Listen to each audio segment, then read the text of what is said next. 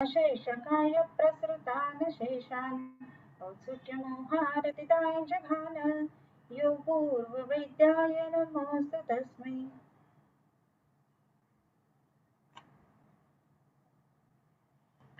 अध्याय 12वा आपण वाचतोय। तर अध्याय 12वाचे 35-36 श्लोकापर्यंत आपलं झालेलं आहे। त्याच्यानंतर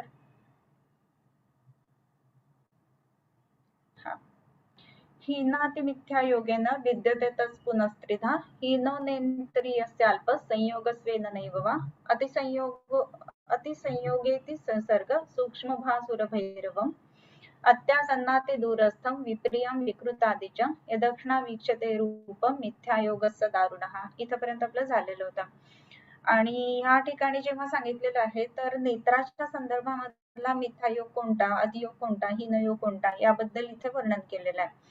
ह्या नेत्राच्या संदर्भामध्ये जसं वर्णन आहे तसंच इतर जी इंद्रिय आहेत तर त्यांच्या संदर्भातला हीनयोग, अतियोग आणि मिथ्यायोग हे कोणते असावेत तर हे लिहून तर त्याप्रमाणे पोस्ट करायला सांगितलेलं होतं। थोड्याच जणांनी पोस्ट केलेलं आहे परंतु बाकीच्यांनी पण पोस्ट करायला हवं असं एक मला वाटतं। ओके, त्याच्यानंतर एवं अत्युच्च पुत्यादीन इंद्रियार्थान यथायथन विद्यात कालस्तु शीतोष्णम वर्षा भेदास्तिद्धामतः।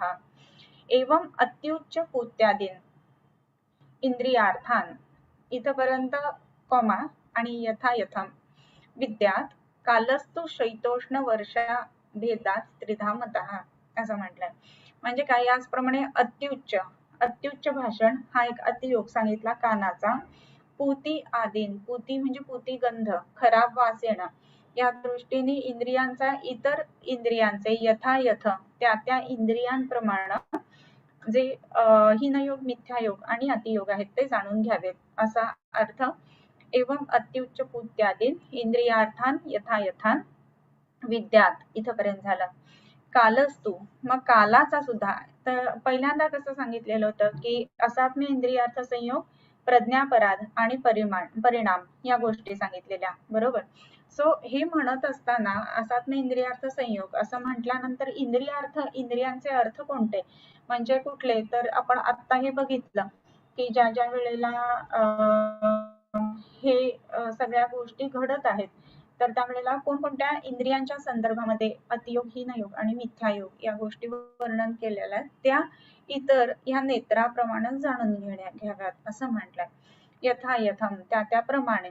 आणि मग विद्यात कालस्तु असात्म्य इंद्रियार्थ संयोग झाला, मग त्याच्यानंतर प्रज्ञापराध सुद्धा त्याच्यामध्ये आला आणि परिणाम म्हणजे काल, तर त्या दृष्टीने आता कालाचं वर्णन या ठिकाणी सांगितलेलं आहे।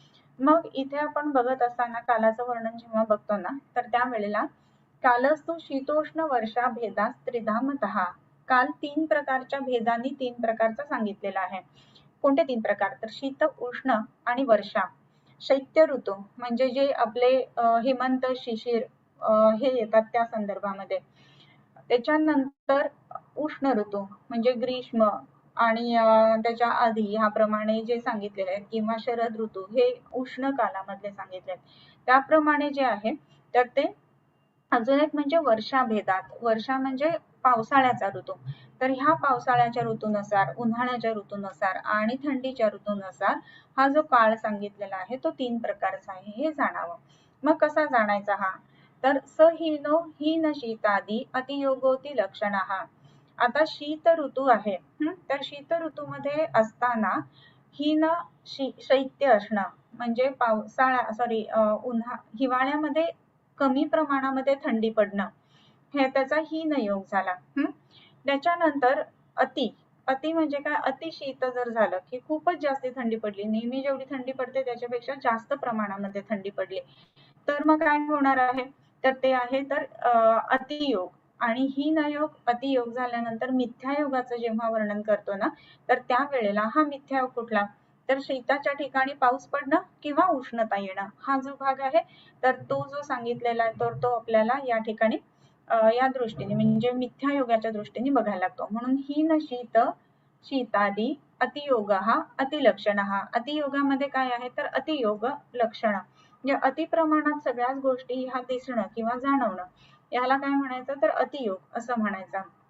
ह्याच्यानंतर काय आहे तर मिथ्यायोगस्तु निर्दिष्टो. मिथ्यायोग म्हणजे काय आहे तर तिथे निर्दिष्ट केला आहे. कसा तर विपरीत स्वलक्षण, स्वतःच्या लक्षणांच्या विपरीत असणारा जो आहे तर तो म्हणजे हा मिथ्यायोग. म्हणजे काय स्वतःची लक्षणं कुठली तर आता समजा वर्षा ऋतू आपण घेतला तर वर्षा ऋतूमध्ये स्वतःची लक्षणं कुठली तर वर्षा म्हणजे पाऊस पडणं हे त्याचं स्वतःचं लक्षण आहे बरोबर. परंतु पाऊस न पडता त्या ठिकाणी समजा दुसऱ्याच गोष्टी यायला लागल्या म्हणजे पावसाच्या ऐवजी आपल्याला तिथे असं दिसतंय की तिथे ऊन पडलंय. तर ऊन पडलेलं असताना आता आपल्याला काय हवंय तिथे तर पावसाळ्यामध्ये ऊन पडतं का तर नाही पडायला पाहिजे. मग काय तर तो झाला त्याचा मिथ्यायोग.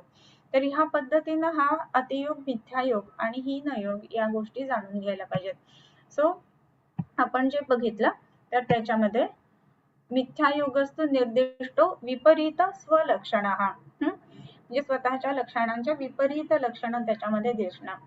त्याच्यानंतर काय वाक् चित्त भेदेन कर्मापि विभजेत त्रिधा कायादि कर्मणाहीना प्रवृत्तिर्हीन संज्ञकः अतियोगोति वृत्तिस्तु वेगो दीरण धारणं विषमांग क्रियारंभ पतन स्खलनादिकं भाषणं सामीभुक्तस्य रागद्वेष भयादिच कर्म प्राणातिपातादि दशधा यच्च निंदितम. आता कर्म, आता कर्म म्हणजे काय आपण बघतोय तर त्या ठिकाणी आपल्याला कर्माचा जेव्हा जेव्हा विचार करावा लागतो ना तर त्यावेळेला आता कुठल्याही अवयवाकडून कुठल्याही ह्याचं कर्म जे केलं जातं ते कोणत्या प्रकाराने केलं जातं तर काय वाक् चित्त भेदेना. म्हणजे आपण कुठलंही काम करतो ना तर तो 3 पद्धतीने करतो. आपण म्हणतो ना तन मन आणि तनु मनु जीवे चरणासी लागावे असं जसं म्हटलंय तर त्याचप्रमाणे म्हणजे भक्ती करायची ना ते सुद्धा एक कर्म झालं. आणि ते कसं करतो आपण तर तनु म्हणजे शरीराने, त्याच्यानंतर वाक म्हणजे वाणीने आणि मनाने, ह्या 3 गोष्टी ज्या आहेत ना तर हे 3 प्रकार कर्माचे सांगितले आहेत. म्हणजे कायिक कर्म, वाचिक कर्म आणि मानसिक कर्म. म्हणजे मनात जरी हिंसेचा विचार आला ना तरी सुद्धा ते कर्म म्हटलंय हे लक्षात घ्यायला पाहिजे.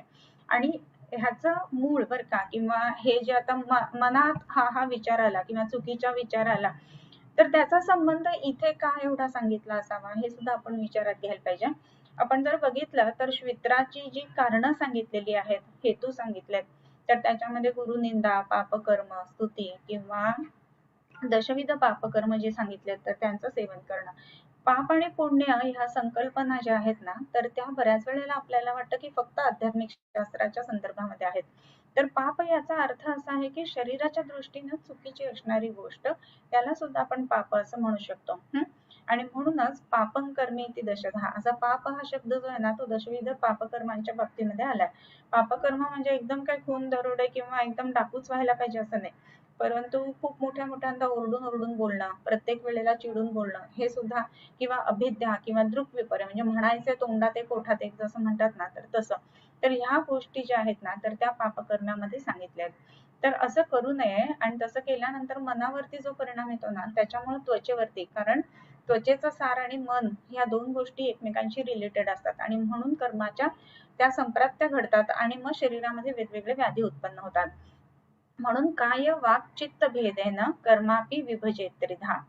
कायादि कर्मणाम, काय इत्यादीचे कर्म जे आहेत ते हीन जर केले तर प्रवृत्तीर हीन संज्ञकः. म्हणजे काय तर काय म्हणजे आपल्या शरीराचं कर्म कुठलं तर चलनवलन करणं, काही विशिष्ट कामं करणं, हे सगळं जे आहे ना तर ते आपल्या शरीराचा कर्म आहे प्राकृत. म्हणजे जे तुम्हाला नेमून दिलेलं कर्म असेल, म्हणजे सकाळी लवकर उठावं कुठलं कर्म तर दिनचर्येमध्ये जे जे सांगितले ना ते कर्म म्हणजे शरीराच्या दृष्टीने असणारा महत्वाचा शरीर धर्म ज्याला आपण म्हणू. आणि म्हणून पहिल्यांदा दिनचर्या सांगून घेतली. मग ह्या दिनचर्यामध्ये काय सांगितलं तर ब्राह्मी मुहूर्त उत्तिष्ठेत स्वस्थ रक्षार्थम आयुष्यः, मग त्याच्या पुढे शरीर चिंताम निर्वर्त्य, मग कृत शौच विधिस्ततः वगैरे ह्या सगळ्या ज्या काही गोष्टी सांगितल्या तर त्या फॉलो करणं असं ज्या वेळेला घडेल ना तर ते आपण शरीराचं कर्म उत्तम पद्धतीने करतोय असा अर्थ झाला. पुढे व्यायाम आलाय, त्याच्यानंतर इतर आहार, स्नान ह्या सगळ्या गोष्टी आल्यात. पण हे जर आपण करत नसू तर त्याला काय म्हणायचं तर हीन कर्म असं म्हणायचं. म्हणजे आपण आळसावून नुसते पडून राहिलं तर ते हीन कर्म आहे. आणि मग ते सुद्धा काय आहे तर शरीराच्या दृष्टीने जर विचार केला तर कायिक कर्म त्याची हीनता म्हणजे हीन कर्म असं आपण म्हणायला पाहिजे. ओके. सो दिनचर्या न सांभाळणं तर ह्याला आपण हीन कर्म असं म्हणणार. कायादि कर्मणाम हीना प्रवृत्ती हीन संज्ञकः, म्हणजे हीन कर्म कुठली, कायाच्या बाबतीमध्ये तर दिनचर्या ऋतुचर्या न सांभाळणं.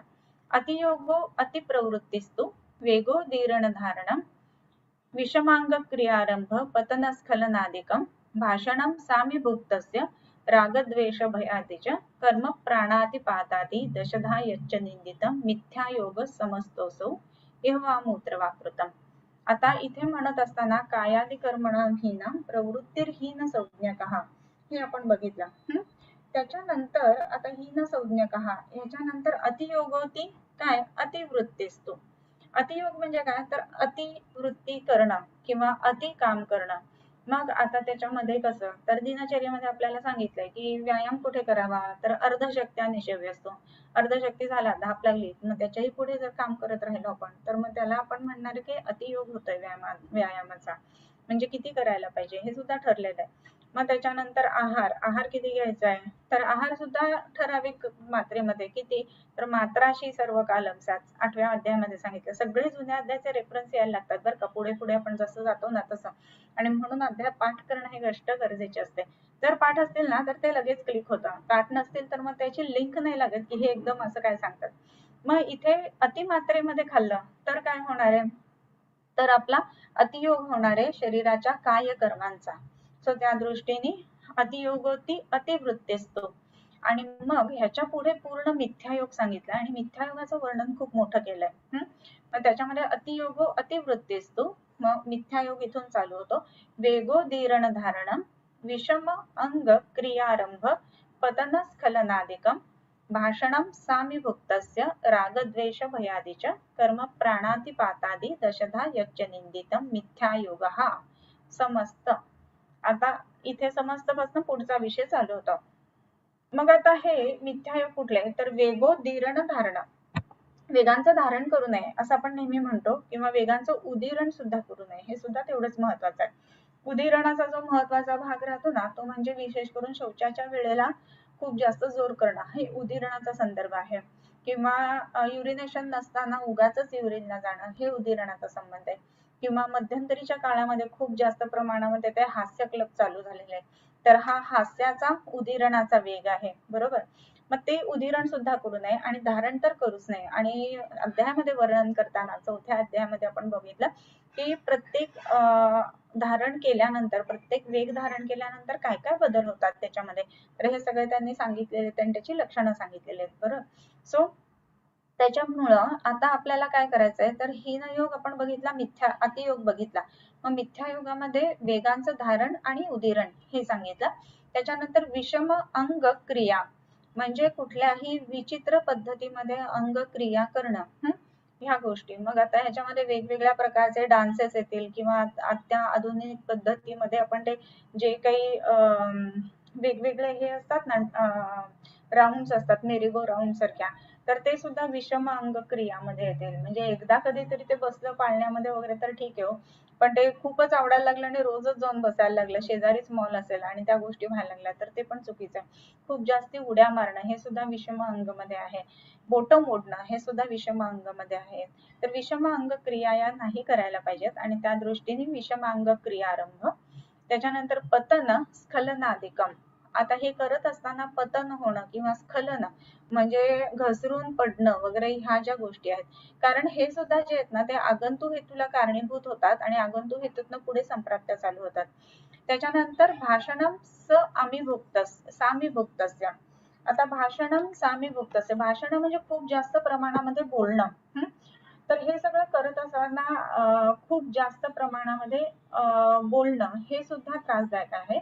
आणि भुक्तस्य असं म्हणजे भुक्तस्य म्हणजे तोंडात घास असताना बोलणं हे सुद्धा चुकीचं आहे.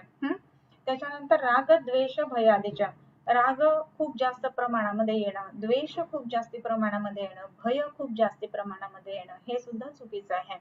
आता इथे राग असं म्हणत असताना दोन अर्थाने घ्यायला पाहिजे.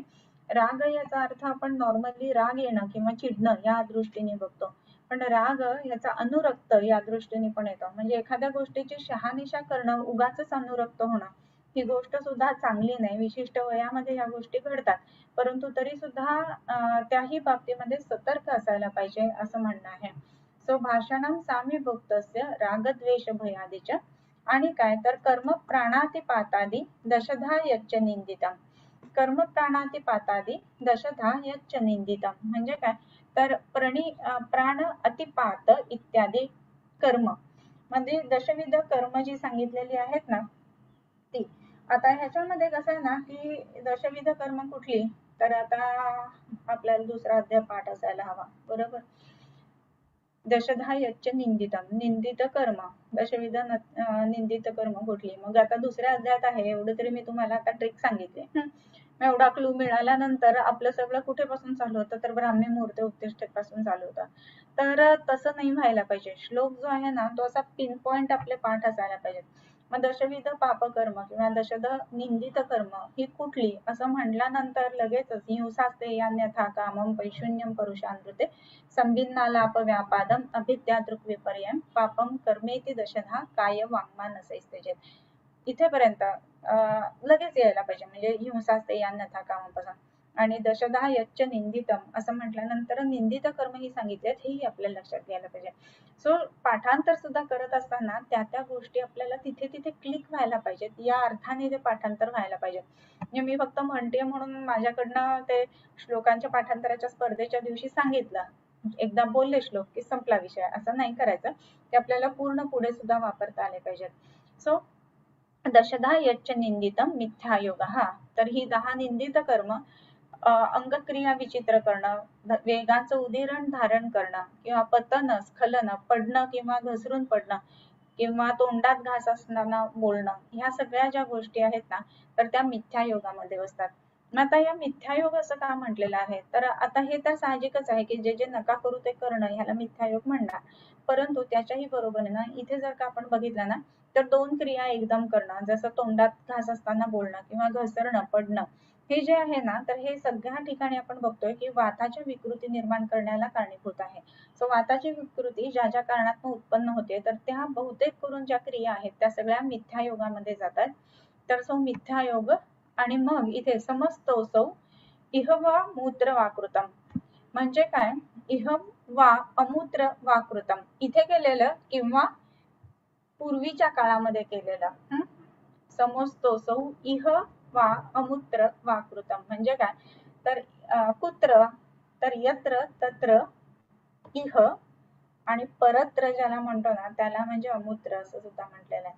म्हणजेच काय तर या जन्मामधली केलेली कर्म या जन्मामध्ये केलेली पाप हीन मिथ्या किंवा अतियोग कशाचे तर काय वाक आणि मनाचे हे जे आहेत ना तर ते या जन्मात केलेले असोत किंवा मागच्या जन्मात केलेले असोत हे सगळे कशासाठी कारणीभूत आहेत तर हे रोगासाठी कारणीभूत आहेत. मग मागच्या जन्मातलं वगैरे जे काय आहे ना तर त्याचा संबंध बऱ्याच वेळेला आपल्याला कुष्ठामध्ये किंवा श्वित्रामध्ये असा जास्ती करून सापडतो आणि म्हणून इह वा मूत्र वाकृतम असं म्हटलेलं आहे. मिथ्यायोग समस्तोसौ इह वा मूत्र वाकृतम निदानमेतद् दोषाणां कुपितास्तेन नैकधा कुर्वन्ति विविधान् व्याधीन् शाखा कोष्ठास्ते संदेशो. आता हे सगळे जे सांगितले काय वाक चित्त भेदेन कर्मापि विभजेत त्रिधा इथे पासून काय आहे तर निदानम एतद् दोषाणां कुपिताः तेन नैकधा हे वेगवेगळे दोष जे कुपित होतात तर त्याची निदान म्हणजे त्याची कारण आहेत. आता आपण बघितलं की राग द्वेष भयादिच हा पण गोष्ट आली त्याच्यामध्ये म्हणजे क्रोधात पित्तम म्हणजे पित्त वाढण्यासाठी क्रोध हे कारणीभूत आहे. त्याच्यानंतर वेगोदीर्ण धारण त्याच्यामुळे वात विकृत होणार आहे. सो प्रत्येक दोषाच्या संदर्भामध्ये विकृती उत्पन्न करणारी ही सगळी कारणं सांगितली कुठली तर काय वाक चित्त भेदेन कर्मापि विभजेत त्रिधा कायादि कर्मणो हीना प्रवृत्ती हीन संज्ञकः. तर ह्या ज्या गोष्टी सांगितल्यात हीनयोग मिथ्यायोग आणि अतियोग तो कशाचा तर काय वाणी आणि चित्ताचा असं जर का सगळं केलं गेलं असेल ना तर त्याच्यामुळं वेगवेगळे दोष जे आहेत तर त्यांच्या काय म्हणू आपण प्रकोपासाठी कारणीभूत असणारी ही कारणं आहेत. आणि म्हणून निदानम एतद् दोषाणां कुपितास्तेन नैकधा हे जे आहे हे निदान आहे वेगवेगळ्या पद्धतीनं दोषांच्या कोपीकरण करण्याचा किंवा कुपित होण्याचा. कुर्वन्ति विविधान् व्याधीन् शाखा कोष्ठास्ते संदेशो आणि हे कुपित दोष हे कसलं कारण आहे तर विविधान व्याधीन कारणम, म्हणजे वेगवेगळ्या व्याधींचं कारण आहे. आणि मग हे व्याधी कुठले तर कोष्ठ अस्थि कोष्ठास्थी संधिषु असं म्हटलेलं आहे. म्हणजे काय तर कोष्ठ अस्थि संधिषु, आता कोष्ठाच्या ठिकाणी असणारे, शाखाच्या ठिकाणी असणारे आणि अस्थि संधिषु म्हणजे कुठला तर तिसरा, म्हणजे आपण ज्याला तृतीय मार्ग किंवा मर्म म्हणतो, मर्माच्या ठिकाणी असणं किंवा मध्यम मार्ग म्हणतो. म्हणजे अभ्यंतर मार्ग, बाह्य मार्ग आणि मध्यम मार्ग या तीनही मार्गांमध्ये वेगवेगळ्या पद्धतीनं जे दोष किंवा जे व्याधी उत्पन्न होतात, व्याधी व्यक्त होतात, त्या व्याधींच्या निदानाचं कारण म्हणजे हे कुपित दोष आहेत. आणि हे दोष कुपित कसे होतात तर हीनाति मिथ्यायोगेन, ह्या पद्धतीने, म्हणजे हीनयोग, मिथ्यायोग, अतियोग. हे हीन मिथ्या अतियोग कुणाचे तर काय वाक चित्त भेदेन, काय म्हणजे देहाचा हीन अति मिथ्यायोग, वाणीचा हीन अति मिथ्यायोग आणि चित्ताचा हीन अति आणि मिथ्यायोग. खूप जास्त विचार करणं हा सुद्धा अतियोग आहे बरं का. बऱ्याच वेळेला असं वाटतं की विचारवंत जे असतात ना, एक थोडासा वेगळा विषय म्हणून सांगते, विचारवंत जे असतात ना तर ते विचार करतात, त्यांचे विचार जे आहेत ते मौलिक असतात नो डाऊट आणि महत्वाचे असतात. पण विचारवंत काय असा सतत असाच नाही हो बसत विचार करत, नको ते विचार नाही करत, तो जो विचार करायचा ना तोच केला जातो.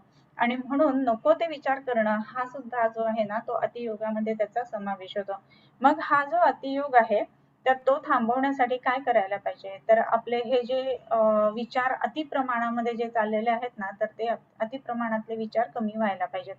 मग अति प्रमाणातले विचार कमी होण्यासाठी काय करायला पाहिजे, पुन्हा महत्वाची गोष्ट तशीच येते की काही विशिष्ट औषध द्यायला हवेत की जेणेकरून हे अति प्रमाणामध्ये येणारे जे विचार आहेत तर ते थांबवले जाते. आणि हे अति प्रमाणातले विचार थांबवले गेले तरच काय होणार आहे तर मग योग्य पद्धतीने चित्तवृत्ती ज्या आहेत त्या जास्त फुलणार नाही. चित्तवृत्ती म्हणजे काय, मनाने घेतलेले वेगवेगळे विषयांचे आकार, बरोबर. आणि हे जे आकार आहेत ते खूप जास्त प्रमाणात तयार राहिले तर मग कन्फ्युजन व्हायला लागतं आणि मन जे आहे ते थकून जातं. आणि थकल्यामुळे मग मानसिक व्याधी उत्पन्न होणं किंवा मनामुळे शरीरावरती परिणाम येऊन सायकोसोमॅटिक व्याधी उत्पन्न होणं ह्या गोष्टी घडत असतात. आणि म्हणून खूप जास्त विचार करणं हा सुद्धा एक हेतू आहे हे लक्षात घ्यायला पाहिजे. मी विचार करत होतो असं काही फार भारी नसतं हे लक्षात घ्यायला पाहिजे. ओके, सो कुर्वन्ति विविधान व्याधीन शाखा कोष्ठास्ति संधिषु. मग आता शाखा कुठलं, शाखा म्हणजे काय हे एक्सप्लेन करतात. शाखा रक्तादयस्त्वक्च बाह्य रोगायनम हित तदाश्रयामशव्यंग गंडा लज्जर बुधादयः. आता शाखा म्हणजे काय तर शाखागत व्याधी. आता 3 रोगमार्ग सांगितलेत, बरोबर. कुठले रोगमार्ग तर बाह्य रोगमार्ग म्हणजे ज्याला शाखा रोगमार्ग म्हटलं, कोष्ठ रोगमार्ग म्हणजेच अभ्यंतर रोगमार्ग आणि अस्थिसंधी रोगमार्ग म्हणजेच मध्यम रोगमार्ग. मग हा शाखा रोगमार्ग म्हणजे बाह्य मार्गातले व्याधी कुठले तर रक्तादी धातू आणि त्वक्च म्हणजे त्वक सार ते रससार, म्हणून रस सुद्धा ह्याच्यातच येतो. बऱ्याच जणांचं असं म्हणणं असतं की शाखा रक्तापासून सांगितले म्हणजे रस जो आहे तो अभ्यंतर मध्ये येतो. तर त्वक्च म्हटल्यानंतर ते त्याच्यात गृहीत धरायला हवं. आणि म्हणून शाखा रक्तादया त्वक्च बाह्य रोगायनम हितत, बाह्य रोगांचं ते आयतन आहे म्हणजे ठिकाण आहे, स्थान आहे. म्हणजेच काय तर बाह्य मार्गामधले कोणकोणते व्याधी आहेत तर रक्त, रस इत्यादी ठिकाणी जे व्याधी उत्पन्न होतात ते बाह्य रोगाच्या ठिकाणी. ओके, मग हे कुठले तर तदाश्रया मशव्यंग गंडा लज्जर बुधादयः बहिर्भागाश्च दुर्नाम गुल्म शोफादयो गदाः. कोणकोणते हे शाखा रोग मार्गामधले तर मश म्हणजे मस येणं किंवा एक काळा मोठा असा तीळ असतो त्याला मस म्हटलं जातं. व्यंग म्हणजे आपण ज्याला बटरफ्लाईज म्हणतो, चेहऱ्यावरती विशिष्ट पिगमेंटेशन येणं. तर गंडालजे म्हणजे गळ्याच्या ठिकाणी सूज येणं. त्याच्यानंतर अर्बुद इत्यादी उत्पन्न होणं म्हणजे वेगवेगळे स्पेस ऑक्युपाईंग लिजन ज्याला आजकालच्या भाषेमध्ये आपण म्हणू ते. बहिर्भागाश्च दुर्नाम म्हणजे बाह्य अर्श, अर्शामध्ये बाह्य अर्श आणि अभ्यंतर अर्श 2 प्रकार आहेत. तर त्यातले जे बाह्य अर्श आहेत ते मात्र शाखांमध्ये येतात. ओके, त्याच्यानंतर गुल्म शोफादयो गदाः, गुल्म आणि सूज शोफ येणं हे जे आहेत हे सगळे जे व्याधी आहेत ना ते शाखाश्रित व्याधी असं म्हटलंय. आता शाखाश्रित व्याधी, कोष्ठाश्रित व्याधी आणि मध्यम मार्गाश्रित व्याधी याच्यामध्ये बरे करण्याच्या दृष्टीने मध्यम मार्गातले सगळ्यात कठीण. सो त्या दृष्टीने आपल्याला कुठलाही व्याधी जर असेल तर हा शाखेमध्ये आहे का कोष्ठामध्ये आहे का मध्यम मार्गात आहे हे आपण समजून घ्यायला पाहिजे आणि त्यासाठी हा अभ्यास आपला महत्वाचा. त्याच्यानंतर अंतःकोष्ठो महास्रोत आमपक्वाशयाश्रयः तत्स्थाना छर्दति सार कास श्वासोदरज्वराः अंतर्भागांच्या शोफार्शो गुल्म विसर्प विद्रधिः. इथपर्यंत हा अभ्यंतर रोग मार्ग झाला. अभ्यंतर रोग मार्ग म्हणजे कुठला तर अंतःकोष्ठो महास्रोत आमपक्वाशयाश्रयाः. अंतःकोष्ठ म्हणजे काय तर हे महास्रोतस आहे आणि ते कुठे आहे तर आमाशय आणि पक्वाशय यांच्या ठिकाणी आश्रित असणार असं हे महास्रोतस. आणि या महास्रोतसाला आश्रित असे जे जे व्याधी ते म्हणजे तत्स्थाना छर्दतीसार कास श्वासो दरज्वराः. त्या स्थानी कोणकोणते व्याधी आहेत तर छर्दी उलटी होणं, अतिसार लूज मोशन्स होणं, त्याच्यानंतर कास श्वास हे अभ्यंतर मार्गातले रोग आहेत आणि कास श्वास ज्वर आणि उदरा हा ज्वर होणं उदर होणं कास होणं श्वास होणं हे सगळे अभ्यंतर मार्गामधले सांगितलेत. अंतर्भागांचे शोफार्शो अभ्यंतर असणारा शोफ सूज अर्श अभ्यंतर अर्श. आता अर्शामध्ये दोन प्रकार इथे सांगितले. शाखेमध्ये जो तो बाह्य अर्श आणि अभ्यंतर रोग मार्गामध्ये जो आहे तो अभ्यंतर अर्श. तर ह्या पद्धतीनं अंतर्भागांच्या शोफार्शो गुल्म विसर्प विद्रधी. आता गुल्म अभ्यंतर पण आलाय आणि शाखेमध्ये पण आलाय. तर दोन्ही ठिकाणी म्हणजे त्या कुठल्या आश्रयाने आहे त्याच्यानुसार हे दोन्हीकडे आपल्याला दिसतील गुल्म.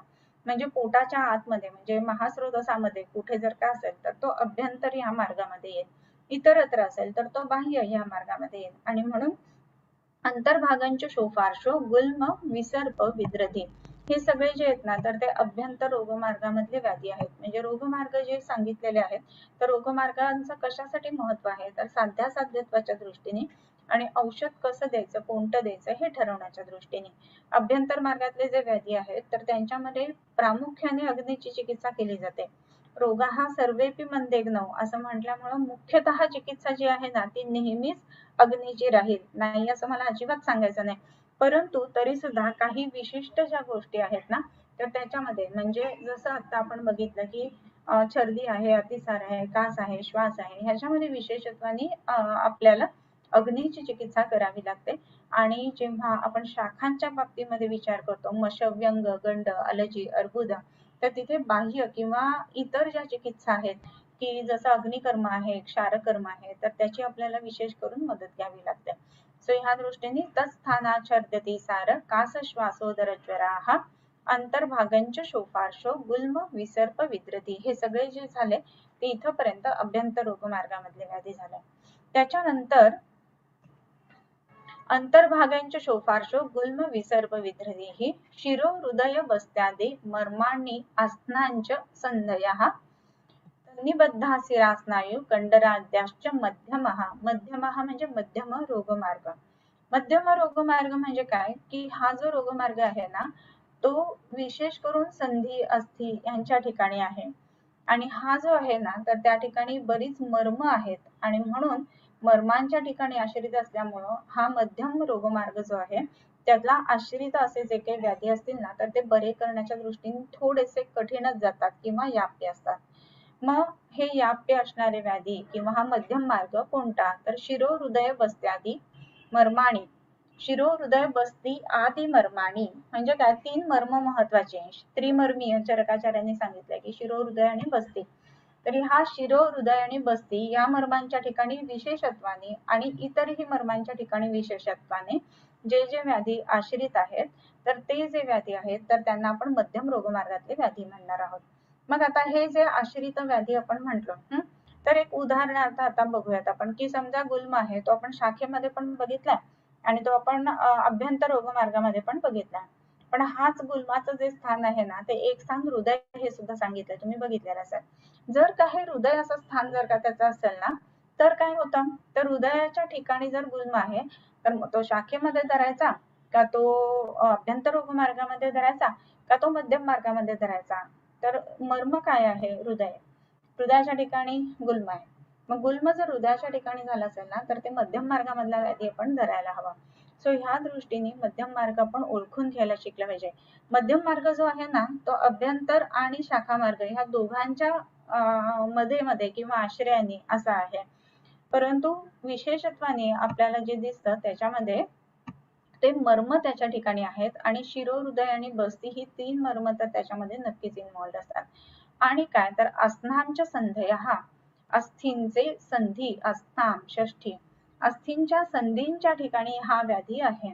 आणि म्हणून आपण बघतो सांध्यांच्या ठिकाणी ज्या वेळेला विशेषत्वाने सामता असते, आमवातासारखे व्याधी असतात तर त्याला आपण मध्यम रोगमार्गातले व्याधी असं म्हणतो. सो शिरे, हृदय, बस्त्यादी मर्माणी आसनांचे संधया आणि त्याच्या ठिकाणी असणारे तन्निबद्धा सिरा, स्नायू, कंडराद्याश्च मध्यमः.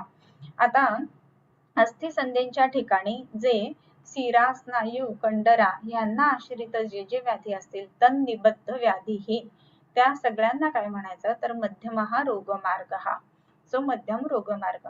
आता आपण हे वेगवेगळे बघितले तन्निबद्ध सिरा, स्नायू, कंडराद्याश्च मध्यमः. मर्माचं हे काय सांगितलेलं आहे डेफिनेशन काय आहे यत्र सिरा, स्नायू, अस्थि संधी सन्निपाताः तत् मर्माः मारयन्ति इति मर्माणी किंवा रुजाकराणि मर्माणी हे सगळं बरोबर आहे. पण मर्म म्हणजे काय मेन डेफिनेशन काय तर जिथे सिरा, स्नायू, अस्थि संधी सन्निपात असतो. सिरा, स्नायू, अस्थि संधी हे सगळे एकत्र येतात. फक्त एकत्र नाहीत तर सन्निपात म्हणजे एकत्र आल्यानंतर त्यांची मूर्छना होते आणि त्याच्यामुळे त्याच्यामध्ये काहीतरी विशिष्ट बदल झाला तर व्याधी एकदम उग्र स्वरूप धारण करतो आणि म्हणून त्याला आपण मर्म अशी संज्ञा दिलेली आहे. सो ह्या मर्मांच्या ठिकाणी आश्रित असणारे जे जे व्याधी आहेत तर त्याला काय म्हटलेलं आहे तर मध्यम रोगमार्गातले व्याधी. मग स्थिताः तत्र म्हणजे रोगमार्गाच्या ह्या मध्यम रोगमार्गामध्ये स्थित झालेला जो व्याधी आहे तर ते कुठले तर यक्ष्म, पक्षवध, अर्दिता हा. यक्ष्म म्हणजे राजयक्ष्मा. राजयक्ष्मा आता जर बघितलं तर आपण कास श्वास हे बघितलेले होते अभ्यंतर मध्ये मग त्याच्यात यायला पाहिजे होता ना पण तसं नाही होत कारण कास राजयक्ष्मामध्ये आहे, श्वास राजयक्ष्मामध्ये आहे परंतु राजयक्ष्मा वेगळा व्याधी आहे ना आणि त्या वेगळ्या व्याधीमध्ये बहुरोग पुरोगमः अशा पद्धतीने असतो तो अनेक रोगानुगतो बहुरोग पुरोगमः आणि म्हणून हृदयाच्या ठिकाणी वगैरे त्याची लक्षणं विशेषत्वाने जाणवतात आणि म्हणूनच त्याला राजयक्ष्माला मध्यम मार्गातला रोगव्याधी म्हटलेला आहे. आणि मध्यम मार्गातले व्याधी जे आहेत ते बरे करण्याच्या दृष्टीने थोडेसे त्रासदायक असतात हेही लक्षात घ्यायला हवं. त्याच्यानंतर पक्षवध म्हणजे आत्ताच्या भाषेमध्ये आपण ज्याला पॅरालिसिस म्हणतो किंवा पक्षम अन्यतरम हंती एका बाजूला किंवा दुसऱ्या बाजूला अर्ध अंग जास्त लुळ पडणं याला आपण पक्षवध असं म्हणतो. अर्धित ज्याला आत्ताच्या भाषेमध्ये आपण फेशियल पॅरालिसिस म्हणू शकतो. अर्धित म्हणजे प्रत्येक वेळेला फेशियल पॅरालिसिस नाही. आणि काय तर अर्धित याचा अर्थ अर्धा भाग विकल होणं या अर्थाने सुद्धा अर्धित असा आलेला आहे. सो अर्धित असताना पक्षवध असताना यक्ष्मा असताना मूर्धादी रोगा हा मूर्धेच्या ठिकाणी असणारे व्याधी म्हणजे मस्तिष्कातले व्याधी. भैषज्य रत्नावलीच्या शेवटच्या अध्यायांमध्ये मस्तिष्क व्याधी म्हणून जे वर्णन केलेत ना तर त्याचा उपयोग आता सुद्धा आपल्याला बऱ्याच ब्रेनच्या वेगवेगळ्या केसेस मध्ये करता येतो. सो ते अध्याय एकदा जस्ट होमवर्क म्हणून वाचून काढायचे जे होमवर्क असतात ना ते लगेच टिक मार्क होतात ते ही मला माहिती आहे पण वाचाल तर फायदा होईल. सो मूर्धादी रोगा हा आणि काय तर संधी अस्थि त्रिकशूल ग्रहादया हा इथेपर्यंत हा सगळा मध्यम रोगमार्गातले व्याधी म्हणजे संधींच्या ठिकाणी ग्रह आदी असणं, अस्थींच्या ठिकाणी ग्रह आदी असणं, त्रिकाच्या ठिकाणी ग्रह आदी असणं किंवा शूल इत्यादी असणं, शूल किंवा ग्रह इत्यादी लक्षण असणं. तर वेगवेगळ्या सांध्यांच्या ठिकाणी वेगवेगळ्या अस्थींच्या ठिकाणी विशेष करून त्रिकास्थीच्या ठिकाणी असं जर का दुखणं असेल किंवा त्याच्यामध्ये ग्रह म्हणजे पकडल्यासारखी वेदना असेल तर ह्या सगळ्याला आपण मध्यम मार्गातला व्याधी असं म्हणतो. सो यक्ष्म पक्षवधार्दिता हा आणि मग त्याच्यानंतर जे आहे तर त्याच्यामध्ये काय काय सांगितलेलं आहे तर मूर्धादी रोगा हा संधी असते त्रिकशूल ग्रहादया हा म्हणजे स्पाईनचे सगळेच्या सगळे जे प्रॉब्लेम्स येतात ना ते मध्यम मार्गामध्ये येतात. त्याच्यानंतर सांध्यांचे सगळे रोग जे आहेत ते सुद्धा मध्यम मार्गामध्ये येतात आणि म्हणूनच आमवातासारखा व्याधी जो आहे तर तो बरा करण्यासाठी आपल्याला कठीण वाटतो. त्याच्यानंतर HLA-B27 आत्ताच्या अँकिलोजिंग स्पॉन्डिलोसिस म्हणतात ते सुद्धा ह्याच्यामध्ये येतात. त्याच्याच बरोबरीनं अजून जे यक्ष्मा, राजयक्ष्मा, पक्षवध हे जे आहेत ते सुद्धा याच्यामध्ये म्हणजे न्यूरोमस्क्युलर जंक्शन जिथे जिथे बिघडते ना ते सगळे व्याधी जर तुम्ही बघितले तर मध्यम रोगमार्गामध्ये येतात. आणि मग हा मध्यम रोगमार्ग काय आहे तर शिरोहृदय बस्त्यादी मर्माणी असण्याचे संधय हा यांच्या ठिकाणी असणारा जो आहे तो मध्यम रोगमार्ग आहे, बरोबर. मग हा शिरोहृदय बस्ती हे सगळे जे मर्म आहे तर मर्म म्हणजे काय मगाशी आपण म्हटलो तसं यत्र शिरास्नायू अस्थि संधी सन्निपाताः तद्मर्माः. तर ही जी मर्म आहेत ना तर ते हे सगळं एकत्र जिथे येते तिथे आणि त्रिकाच्या ठिकाणी आपण बघतो की खूप सारे प्लेक्ससेस आहेत, खूप सारे नर्व्ह ओरिजिन घेतात आणि त्याच्यामुळं तिथले जे व्याधी आहेत ते सुद्धा बरे करण्याच्या दृष्टीने कठीण असे आपल्याला दिसतात आणि म्हणून त्याला मध्यम मार्गामध्ये म्हटलेलं आहे. आता इथेपर्यंत हा 3 रोग मार्गांचा विषय आहे ना तर तो पूर्ण होतो. त्याच्यानंतरचे जे श्लोक आहेत ना तर ते दुष्टीचे श्लोक चालू होतात, दोषांच्या दुष्टीचे. हे दुष्टी म्हणजे कसं तर स्रंस व्यास व्यदस्वाप सादर उक्तोद भेदनम संगांग भंग संकोच वर्त हर्षण तर्षणम कंप पारुष्य सौशीर्य शोष स्पंदन वेष्टन स्तंभक कषाय रसता वर्णश्यावोरुणोऽपि वा कर्माणि वायोः पित्तस्य दाहरागोष्म पाकिता. त्या पित्तस्य म्हटलं तिथे पासून पुढचा विशेष हे चालू झाला. मग त्याच्या आधीपर्यंत येत आहे तर कर्माणि वायोः. आता हे कुठली कर्म सांगितली वायूची तर वायू आता आपण बघितलं की मागच्या ह्याच अध्यायामध्ये मला वाटतं की वाढलेला असताना काय काय लक्षणे येतात. मग त्याच्यामध्ये शैत्य श्वैत्य श्लथांगत्वम श्वासकासाति निद्रता पीत विन्मूत्र नेत्रत्व क्षुत्रुदाहाल्प निद्रता हे आपण बघितलेलं वाताचं पित्ताचं कफाचं कार्श कार्ष्ण्य उष्ण कामत्वम कंप अनाह शकृद्ग्रह हे काय तर ही वातवृद्धीची लक्षणं सांगितलेत. आता हा नुसतं वाढलेला वात म्हणजे कसा बरं का मी 2 तुम्हाला उदाहरणं सांगते. आपण समजा गिरनार चढायला गेलं, भरपूर चढलं चलगुण वाढला आणि वात वाढला. नॉर्मली वाढला ना तर तो फक्त वृद्धीची लक्षणं दाखवेल, मग पाय थरथरणं वगैरे ही लक्षणं दिसतील. त्याच्यामुळं काय तर कार्श कार्ष्ण्य उष्ण कामत्व कंप थरथर अनाह शकृद्ग्रह ही लक्षणं आपल्याला दिसतील. परंतु याच ठिकाणी आपण तिथे चालत असताना चढत असताना धाडकन पडल्यानंतर काय होईल तर स्थानिक वाताची तिथे दुष्टी पण होईल आणि मग दुष्टी झाल्यानंतर काही विशेष लक्षणं आपल्याला तिथे दिसायला लागतात आणि म्हणून दुष्टीची लक्षणं ही वेगळी आणि वाढलं म्हणजे वर्धनाची लक्षणं जी आहेत ती वेगळी. मग आता ही जी लक्षणं आपण बघतो तर ती कुठली येतात तर संग अंगभंग संकोच वर्त हर्षण तर्षण. संग म्हणजे जखडून राहणं किंवा वाताचा संग होणं म्हणजे वात एका जागी अडकून राहणं किंवा अंगभंग फ्रॅक्चर्स होणं. हे आता आपण म्हणतो की नुसतं गिरनार चढलं पाय थरथरतोय दॅट इज वाताची वृद्धी. पण आता चढताना समजा पडलं किंवा काय झालं फ्रॅक्चर झालं तर ती काय झाली तर वाताची दुष्टी झाली, तिथल्या जागी वात बिघडला. वृद्धी हे सार्वदेहिक आहे आणि त्याच्याही पुढची स्टेप म्हणून किंवा संप्राप्ती घडवणारी अशी जी स्टेप आहे ती म्हणजे दुष्टी आहे, हे लक्षात घ्यायला पाहिजे. मग इथे दुष्टीच्या लक्षणांमध्ये काय होतं तर संग अंगभंग संकोच वर्त हर्षण तर्षण. संग म्हणत असताना काय तर एका जागी ठिकाणी राहणं, त्याची प्राकृत गती आहे ती बिघडणं. अंगभंग संकोच म्हणजे आकसून जाणं. आता बऱ्याच वेळेला आपण बघतो की वेगवेगळे जे स्पाईनचे पेशंट्स असतात त्यांनी आपल्याकडे तर त्यांच्या रिपोर्ट जर का बघितले तर आपण मसल स्पॅझम असे रिपोर्ट बघतो. स्पॅझम म्हणजे काय तर नॉर्मल लेंथ आहे त्याच्यापेक्षा कमी झाली लेंथ आणि त्याच्यामुळं बोन्स वरती प्रेशर येत असतं, सो दॅट इज संकोच. त्याच्यानंतर वर्त हर्षण तर्षण. हर्षण आणि तर्षण हे जे 2 शब्द आहेत त्याच्यामध्ये हर्षण म्हणजे चिमचिमायन वेगवेगळ्या पद्धतीची तिथे संवेदना येणं, ज्याला आजकालच्या भाषेमध्ये आपण न्यूरोपॅथीज वेगवेगळे म्हणू शकतो. जे नाहीये ते सुद्धा तिथे जाणवणं त्याला हर्षण असं म्हटलंय. म्हणजेच काय तर समजा एखाद्या डायबेटिक पेशंट आहे, पायावरती त्याला सारखं वाटतं की मुंग्या चालल्यात असं वगैरे आणि बघतो तर खरं मुंगी नसते, पण ही संवेदना असणं ह्याला हर्षण असं म्हटलेलं आहे. मग हे हर्षण म्हणजे काय तर वेगवेगळ्या न्यूरोपॅथीज मध्ये आपण ते धरू शकतो. आणि काय तर वर्त वेगवेगळ्या पद्धतीचं आवर्त किंवा वर्ती या अर्थाने ते आलंय. म्हणजे काय तर वेगवेगळ्या वेदना होणं. तर्षण त्याच्यामध्ये त्याच पद्धतीच्या वेगवेगळ्या वेदना होणं. त्याच्यानंतर कंप पारुष्य सौशीर्य शोष स्पंदन वेष्टनम. कंप असं म्हणत असताना पुन्हा हात कापणं आता ह्याच्यामध्ये कसं आहे ना की मगाशी वाताच्या वृद्धीच्या लक्षणांमध्ये सुद्धा कंप होता, दुष्टीच्या लक्षणांमध्ये सुद्धा कंप आहे. परंतु ह्या दोन्हीमध्ये थोडासा फरक आहे. तर तो फरक कसा, तर काहीतरी चढल्यानंतर पडल्यानंतर कंप होतोय, म्हणजे त्या वेळेला झालेली ती वाताची वृद्धी आहे. पण वाताची दुष्टी म्हणजे काय, तर काहीही चाललेलं नाहीये, काहीही केलेलं नाहीये, नुसती कबशी उचलली तरी थरथर होत आहे. की ज्याला आजकाल आपण ज्याला कंप वात म्हणतो, हा भाग जो आहे ना तर तो या दुष्टीच्या संदर्भामध्ये येतो. त्यानंतर पारुष्य, पारुष्य म्हणजे खरता, परुषता येणं, खरखरीतपणा अंगाला येणं. सौशीर्य, सौशीर्य म्हणजे पोकळपणा येणं.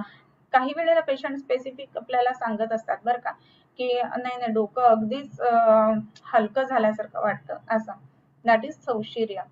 मग आता ह्याच्यानंतर आपण बघतो की काही न्यूरोपॅथीज किंवा वेगवेगळे न्यूरल डिसीजेस सुद्धा त्याच्यामध्ये आपल्याला सापडतात.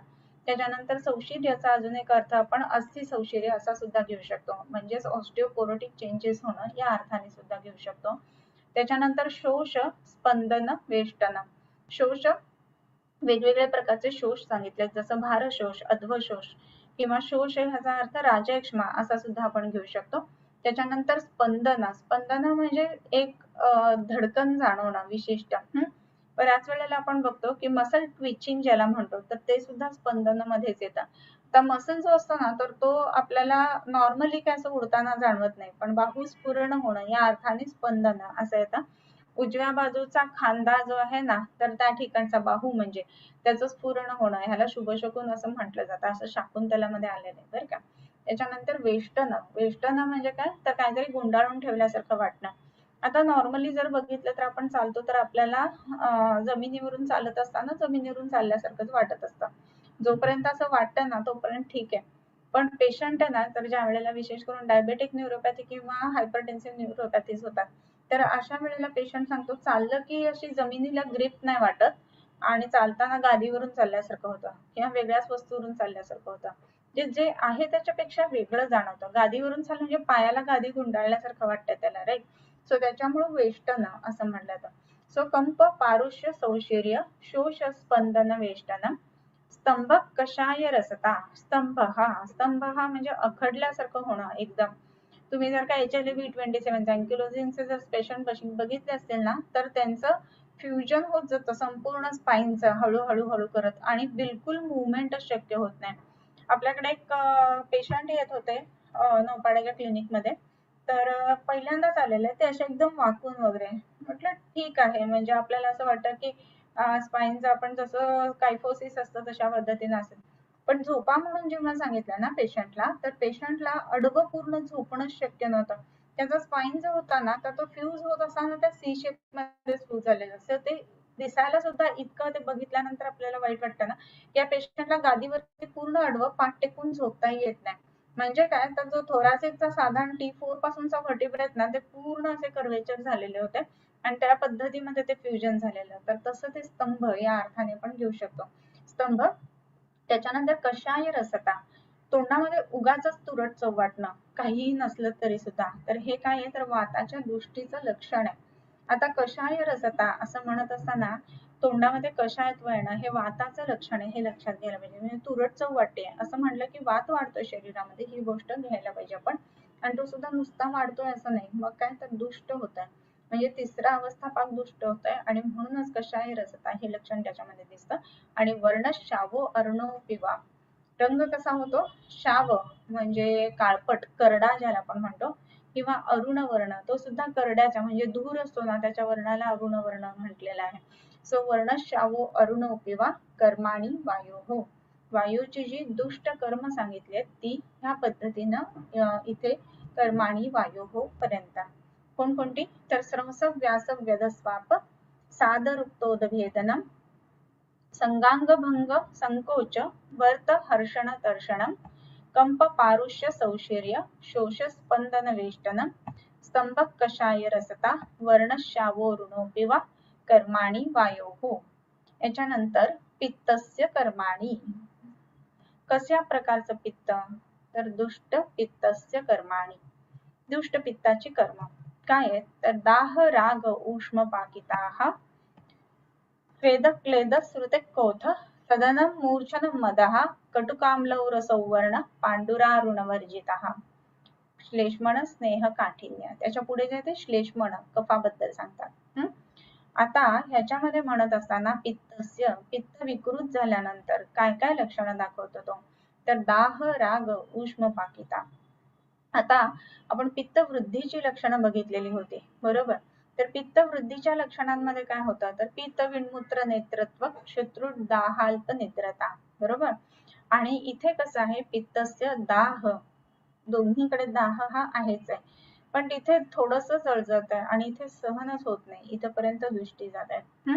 त्याच्यानंतर राग म्हणजे विशिष्ट ठिकाणी शरीराच्या लाली जास्ती येते, तर त्याला राग असं म्हटलंय. आणि उष्म पाकिता म्हणजे काय, तर त्याचा पाक पटकन होतो कुठल्याही गोष्टीचा, म्हणजे पिकणं ही गोष्ट पटकन होते, इन्फ्लमेशन ज्याला आपण म्हणू ते पटकन होतं. पित्तस्य दाह रागोष्म पाकिता स्वेद क्लेद श्रुतिक कोथ सदनम मूर्छनम मदहा. स्वेद म्हणजे काय, घाम खूप जास्त प्रमाणामध्ये येतो, क्लेद वाढतो. आपल्याला क्लेद म्हटल्यानंतर प्रत्येक वेळेला कफाचं कार्य असेल असं वाटतं, पण क्लेद जो आहे ना तो पित्ताच्या ठिकाणी पण राहतो, हे लक्षात घ्यायला पाहिजे. आणि म्हणून कुठल्याही एखाद्या व्रणामधनं स्राव जर जास्ती येत असेल ना, तर जेवढा आपण कफाचा विचार करतो त्याच्याच बरोबरीनं विकृत पित्ताचा सुद्धा विचार आपल्याला करावा लागतो. कारण पित्तम सस्नेह तीक्ष्णोष्णम लघु विश्रम सरद्रव असं म्हणलंय. सर आणि द्रव आहे ना, तर सरत्व आणि द्रवत्व पित्ताचं वाढलं ना की धातू पाक वाढायला लागतो, ही गोष्ट लक्षात घ्यायला पाहिजे. आणि म्हणून स्वेद क्लेद श्रुती म्हणजे स्राव वाढणं हा भाग होतो. कोथ म्हणजे कुजणं, शरीर कुजणं किंवा एखादा भाग खराब होणं, किंवा आजकालच्या भाषेमध्ये ज्याला आपण नेक्रोसिस म्हणू, कुजतं कधी हो, तर जेव्हा त्याचा ब्लड सप्लाय खराब होतो ना, तर त्यावेळेला ती गोष्ट सडते, खराब होते, बरोबर. आणि म्हणून हे कधी घडतं, मॉडर्न नुसार बघितलं तर कोथ ही जी गोष्ट आहे ना त्याला नेक्रोसिस म्हटलं जातं. तर त्याचा ब्लड सप्लाय कट ऑफ झाल्यानंतरची जी गोष्ट घडते तर त्याला कोथ. आणि काय, तर सदनम मूर्छनम मदहा. सदनम नाम अग्नि सदनम, अग्नीचा साध होतो. पित्त विकृत दुष्ट झालं की अग्नी एकदम विचित्र होतो, पचवायला तो एबल राहत नाही, म्हणून अग्नि सदनम. आणि मूर्छनम मदहा, मूर्छा येते, मद येतो. मद म्हणजे एकदम वेगळ्याच ट्रान्स मध्ये राहतो माणूस. बऱ्याच वेळेला असं सांगतो की 2 दिवस इतकं पित्त झालेलं ना, नुसती झोपून होते, काही कळत नव्हतं, दॅट इज मद. ओके. कुठलीही ज्ञान ग्रहण करण्याची क्षमता नाही राहत विकृत पित्तामुळे. हेच पित्त जेव्हा सत्वयुक्त चांगलं असेल ना, तर ते ज्ञान ग्रहणासाठी कारणीभूत आहे, पण तेच पित्त जेव्हा विकृत होतं तर ते ज्ञान अग्रहणासाठी कारणीभूत होतं. त्याच्यानंतर कटुकाम्लौ रसौ, मुखामध्ये रस कुठले व्यक्त होतात, तर कटुक आणि अम्ल, हे तिखट आणि आंबट. म्हणून पेशंट बऱ्याच वेळेला सांगत असतो की ढेकर येताना सुद्धा एकदम आंबट ढेकर येते किंवा एकदम तिखट ढेकर येते. इवन पेशंट असं सांगताना जळजळत वरपर्यंत येतो असंही सांगतो, ज्याला उत्क्लेद किंवा हे म्हटलं जातं, उत्क्लेश हे म्हटलं जातं. तर अशी लक्षणं पेशंटची दाखवायला सुरुवात करतो. त्याच्यानंतर वर्ण हा पांडुः अरुण वर्जितः. पांडू आणि अरुण हे 2 रंग सोडून सगळे वर्ण पित्त धारण करतो, बर का. तर पांडू म्हणजे काय, तर पांडू म्हणजे ज्याच्यामध्ये पांढुरकेपणा नाहीये असा रंग म्हणजे पांडू. आणि अरुण म्हणजे काळपट करडा रंग तो. हे 2 सोडून सगळे रंगाच्या सगळे रंग पित्त धारण करतो. म्हणजे निळा असेल, हिरवा असेल, लाल असेल, तांबडा असेल, सगळेच्या सगळे रंग जे आहे ना ते पित्त घेतो, पिवळा असेल विशेष करून. आणि म्हणून बऱ्याच वेळेला असं होतं की पेशंट सांगतो की एकदम असं उलटी आल्यासारखं झालं आणि रक्त पडलं, तर काही वेळेला ते रक्त जे आहे ना ते पित्ताचं वर्ण घेऊन, म्हणजे पित्त जे आहे ते रक्ताचं वर्ण घेऊन आलेलं असतं, असं सुद्धा असतं. सो ह्या दृष्टीने आपण त्या पित्ताचा सुद्धा विचार करायला पाहिजे. आणि म्हणूनच वेगवेगळ्या वेळेला आपण पेशंटला वेगवेगळे प्रश्न विचारून नक्की कुठल्या पद्धतीचं आहे, अदरवाईज कसं आहे ना की खरी रक्त प्रवृत्ती होत असेल तरी दुर्लक्ष झालं असं सुद्धा होणं हे योग्य नाही. आणि म्हणून कटुकाम्लौ रसौ वर्ण पांडुरारुण वर्जितः श्लेष्मण स्नेह काठिन्य कंडू शीतत्व गौरवम बंधोपलेपस्तैमित्य शोफापक्त्यति निद्रताः वर्णश्वेतो रसौ स्वादौ लवणौ चिरकारिता इत्यशेषामय व्यापी यदुक्तम दोषलक्षणम. आता इथपर्यंत मी सगळी दोषलक्षणं सांगतो. कुठली, तर वाताची, पित्ताची आणि मग कफाची, दृष्टीची लक्षणं. कफाची कुठली, तर श्लेष्मण स्नेह काठिन्य कंडू शीतत्व गौरवम बंधोपलेपस्तैमित्य शोफा पक्त्यति निद्रताः वर्णश्वेतो रसौ स्वादौ लवणौ चिरकारिता. आता कफाच्या दुष्टीची लक्षणं कुठली, तर त्याच्यामध्ये आपण बघितलं की श्लेष्मण हा स्नेह काठिन्य. आता स्नेह काठिन्य असं म्हणत असताना काय, तर स्नेह जास्त अतिरिक्त प्रमाणामध्ये वाढणं हे सुद्धा जे आहे ना, हे कफाचं विकृत लक्षण म्हणून येतो. म्हणजे एक विशिष्ट चमक त्या स्नेहाची जी आहे ना, ती चेहऱ्यावरती दिसणं. आता हे जर बघितलं ना, तर तुम्ही रिनल फेल्युअरचे जे पेशंट असतात ना, त्यामध्ये हे दिसतं. एक विचित्र पद्धतीची चमक किंवा एक विचित्र पद्धतीचा चमक त्या आपल्याला चेहऱ्यावरती दिसते. सो श्लेष्मणा हा स्नेह काठिन्य, स्नेह किंवा इव्हन आम्हाताचे पेशंट असतात, तर चेहरा किंवा एखादा अवयव सुजलेला असतो, तर तो सुद्धा असा तुकतुकीत दिसतो. त्याच्यानंतर कठीणता शरीरामध्ये जास्त येते. कंडू शीतत्व गौरवम, कंडू खाज असते, थंडपणा वाटतो एखाद्या गोष्टीला नॉर्मल पेक्षा. पेशंट सांगतो की नाही पाय खूप थंड पडतात. थंड पडतात म्हणजे काय, तर त्याचा संबंध जो आहे तो ह्या कफाशी, विकृत कफाशी असतो. किंवा जड वाटतं एकदम, किंवा विशिष्ट करून उरू गौरव हे लक्षण पेशंट सांगतो. त्याच्यानंतर बंध उपलेप स्थैमित्य, एखादी गोष्ट बांधून ठेवल्यासारखी. बऱ्याच वेळेला पेशंट सांगतो ना की छातीत बांध बसल्यासारखं होतं, दॅट इज बंध. उपलेप म्हणजे आतून लेप लावल्याप्रमाणे. म्हणजे काय, तर तोंड कितीही स्वच्छ केलं ना तरी स्वच्छ वाटतच नाही. हे विशेष करून प्रमेहाचे पेशंट जे सांगतात ना, तर त्याला उपलेप असं म्हटलं जातं.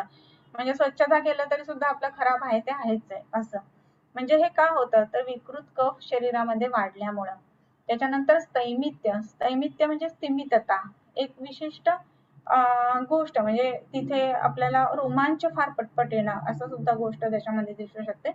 शोफ अपक्ती अतिनिद्रता, शोफ म्हणजे सूज येते, अपक्ती, अपक्ती म्हणजे भूक लागतच नाही, पचतच नाही, आणि अतिनिद्रता खूप जास्ती झोप यायला लागते, विशेष करून कफाच्या व्याधींमध्ये. आणि काय, तर वर्ण श्वेतो रसौ स्वादू लवणौ चिरकारिता.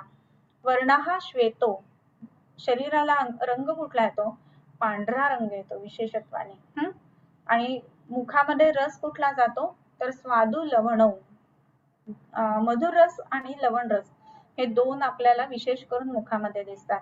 आणि चिरकारिता, चिरकारिता म्हणजे कुठलाही व्याधी जो कफाचा आहे ना, पटकन बरा होत नाही, म्हणून चिरकारिता. म्हणून काय, ज्याला आपण म्हणू क्रॉनिक डिसीजेस आजकालच्या भाषेमध्ये, तर असे व्याधी आपल्याला विशेष करून विकृत, दुष्ट अशा कफामुळे दिसतात. इत्यशेषामयम व्यापी यदुक्तम दोष लक्षणम. इथेपर्यंत जे आहेत ना, तर हे सगळे जे सांगितले ते कफाचे विशेष दृष्टी लक्षण आपण सांगितले. सो एकदा श्लोक परत वाचूयात आपण. श्लेष्मण स्नेह काठिन्य कंडू शीतत्व गौरवम बंधोपलेपस्तैमित्य शोफापक्त्यति निद्रताः वर्णश्वेतो रसौ स्वादु लवणौ चिरकारिता इत्यशेषामय व्यापी यदुक्तम दोष लक्षणम. याच्या पुढे दर्शनाद्यैरभितस्तत्सम्यक् उपलक्षयेत् व्याध्यवस्था विभागज्ञ पश्यन्नार्तान् प्रतीक्षणम् अभ्यासात् प्राप्यते दृष्टि कर्मसिद्धि प्रकाशिनी रत्नादि सदसज्ञानम न शास्त्रादेव जायते. हा श्लोक आपण पुढच्या वेळेस बघूया. शंका असतील तर काही विचारू शकता. बघूया. ओके. बांबू स्पाइन मध्ये स्तंभ होतो एक पेशंट, स्तंभ होता एक पेशंट मध्ये, राईट. बांबू स्पाइन म्हणजेच आपण ज्याला अँकिलोजिंग स्पॉन्डिलोसिस म्हणतो, किंवा अँकिलोजिंग स्पॉन्डिलोसिसची बांबू स्पाइन ही एक स्टेज आहे असं आपण म्हणू शकतो. ओके. दंडकालसकचे कोरिलेशन होगा क्या, HLA-B27. दंडकालसक जे आहे ना, तर त्याच्यामध्ये विशेष करून जर आपण बघितलं ना, तर ते सामतेच्या संदर्भामध्ये असणारा व्याधी आहे. मग त्याच्यामध्ये आहाराचा नच पच्यते आमाशयेलसी भूतस्ते नसोलस कसमृतः विविध वेदनेत वायवादी वृषकोपतः. इथेपर्यंत सांगितलं. आणि दंडकालसकम नाम तन त्यजेत आशुकारिणाम, आशुकारी सांगितलंय दंडकालसक, परंतु HLA-B27 काय आशुकारी नाहीये. आणि दंडकालसक जो सांगितलेला आहे ना, किंवा दंडालसक जो सांगितलेला आहे ना, तर त्याच्यामध्ये विशेष करून उलटी होणं किंवा लूज मोशन होणं हे त्याच्यामध्ये आपल्याला दिसायला हवं. सो तसं दिसत नाही ह्याच्यामध्ये HLA-B27च्या पेशंट मध्ये, आणि म्हणून मला असं वाटतं की हे दोन व्याधी वेगवेगळे धरायला हवेत. ओके. स्तंभ हे बरोबर आपण म्हणू शकतो. एक जागी उभे राहून काम करताना पादशूल स्तंभ अशी लक्षणे येत असल्यास त्यात वातदृष्टीचा विचार करताना कोणत्या गुणाचा विचार करावा? एक जागी उभं राहिल्यानंतर जर होत असेल ना तर वाताच्या गतीचा संदर्भ येतो विकृतीशी आणि स्तंभ हा लक्षणातनं उत्पन्न मग पुढच्या गोष्टी धरायला पाहिजेत. म्हणजे त्याचा चलगुण जो प्राकृत आहे तर त्याला आपण अटकाव घातल्यासारखा होतो आणि म्हणून वाताची काय म्हणतो विलोम गती होऊन मग त्याच्यामध्ये विकृती दिसणं किंवा ती लक्षणं दिसणं ही गोष्टी व्हायला लागतात. त्या दृष्टीने ह्याचा विचार करायला पाहिजे. Age 24 year college going girl हस्तकंप हे लक्षण आहे. मुख्यतः सेल्फी काढताना अधांतरी विदाउट सपोर्ट हात पकडताना कंप दिसून येतो. काय विचार करावा? चांगला पेशंट आहे. बऱ्याच वेळेला असं होतं की आता हे चांगलं आहे की सेल्फी काढत असल्यामुळे हे समजलं नाही तर कदाचित लवकर समजलंही नसतं. जोगापाठ. पण ज्या वेळेला आपण अधांतरी ठेवल्यानंतर हे होत आहे ना तर खूप जास्त अतिरिक्त विचार करणं मगाशी जे बघितलं ना तर तसं जर असेल तर हे लक्षण विशेष करून दिसतं आणि या लोकांना विशेष करून निगेटिव्ह विचार करण्याची सवय असते आणि तसं असेल तर अनुलोम विलोम शीतली चित्कारी ओंकार संज्ञास्थापन सुवर्णयुक्त ब्राह्मीवटी ही औषधं वापरल्यानंतर या गोष्टी कमी यायला पाहिजे. तसंच या पेशंट मध्ये शिरोधारा करायला पाहिजे. शिरोधारेने झोप सुद्धा उत्तम पद्धतीनं होतं. झोप नाही पूर्ण झाली ना अल्पनिद्रा असं जरी असेल ना तरी सुद्धा कंप हे लक्षण त्याच्यामध्ये वातवृद्धी झाल्यामुळे दिसते. रोक्षात जागरणम असं म्हटलं कारण वृक्षता शरीरामध्ये वाढलेली आहे या ठिकाणी आणि म्हणून शिरोधारा करणं हे औषध ह्याच्यामध्ये पण वापरू शकतो. क्षयरोगी में बार बार हात धुना कफ दोष्टी का लक्षण होगा क्या? हा काही ह्याचे जे स्वभाव असतात बरं का प्रत्येक व्याधीचे आणि त्याच्यानुसार ते हात धुणं असं नाहीये हात देखना असे ते शब्द काय येतो बाहो रे सांगते